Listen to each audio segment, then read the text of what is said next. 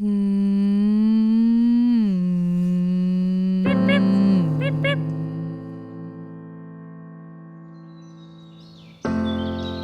bonjour les amis, venez suivre avec nous les aventures d'un petit colibri à travers le monde. Voici Moira, dont le prénom signifie destin. Saviez-vous que le colibri était le symbole de la vie ? Suivez-le dans son périple pour trouver des solutions pour le monde de demain.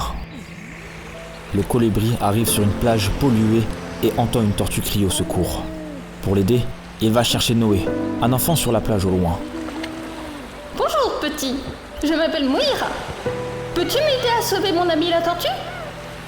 L'enfant accepte de suite et court libérer la tortue. Il se questionne alors. Pourquoi il y a autant de déchets dans l'eau ? Nous avons pourtant des poubelles. Les hommes jettent leurs déchets à la mer en pensant en être débarrassés. Les humains sont un peu idiots. Ils jettent du plastique dans l'océan, les poissons mangent par erreur ce plastique, puis les humains mangent le poisson. Après ça, ils s'étonnent de tomber malades. C'est horrible ! Trouvons une solution. Ils partent tous les trois ensemble. Ils arrivent à l'entrée de ce qu'il semblait être auparavant une forêt. Un orang-outan est assis au milieu des arbres abattus, cherchant sa maison et sa famille. Pourquoi tous ces arbres sont par terre, monsieur Orang-Outan ? Les humains détruisent les forêts pour planter les palmiers à huile ou construire des usines. Je me retrouve sans maison, sans nourriture et sans famille. En plus de ça, nous sommes pris en chasse quand ils nous voient. Les humains sont un peu idiots. Ils détruisent sans scrupule la faune et la flore pour exploiter les terrains. Mais ils anéantissent à petit feu les poumons de la terre et en subissent les conséquences. C'est horrible ! Trouvons une solution. Ils partent tous ensemble. Ils arrivent au pied de la montagne, près d'un village où ils rencontrent un lynx. Que fais-tu ici, monsieur le lynx ? Je ne sais plus où aller. Les humains détruisent mon habitat et chassent toujours plus que leurs besoins. Du coup, je n'ai plus rien à manger. Et pour couronner le tout, je n'ai plus de maison. Les humains sont un peu idiots. Ils surchassent et détruisent la nature pour leur business. Puis se plaignent que les animaux sauvages se rapprochent du bétail et des villes. C'est horrible ! Trouvons une solution. Puis tout le groupe se dirige vers la ville. L'enfant, le colibri, la tortue, l'orang-outan et le lynx arrivent en ville. Ils rencontrent un écureuil qui vient de fuir la fourrière. Pourquoi ces adultes te chassaient, monsieur l'écureuil ? Avant ici, il y avait un parc qui était ma maison.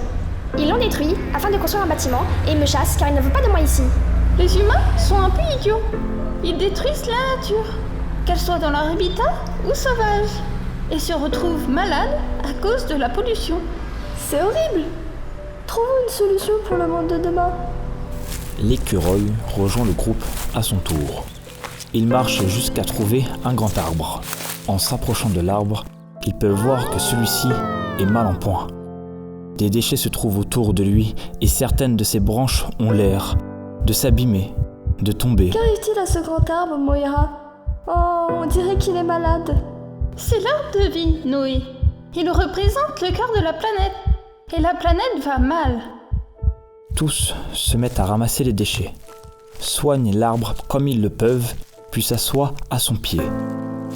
Tout à coup, l'enfant commence à gribouiller sur un cahier, plein d'entrain. Que fais-tu, Noé ? Le monde d'aujourd'hui est malade. Je réfléchis à des solutions pour qu'avec les copains et la maîtresse, on travaille dessus, pour que le monde de demain soit un peu meilleur. Incroyable ! C'est une super initiative. Tu es motivé, c'est super. Grâce à toi, peut-être que les humains changeront dans le futur. Chacun peut faire quelque chose à son échelle afin que le futur soit meilleur. Si tout le monde s'unit, on peut trouver des solutions pour le monde de demain. Tu as raison, agissons.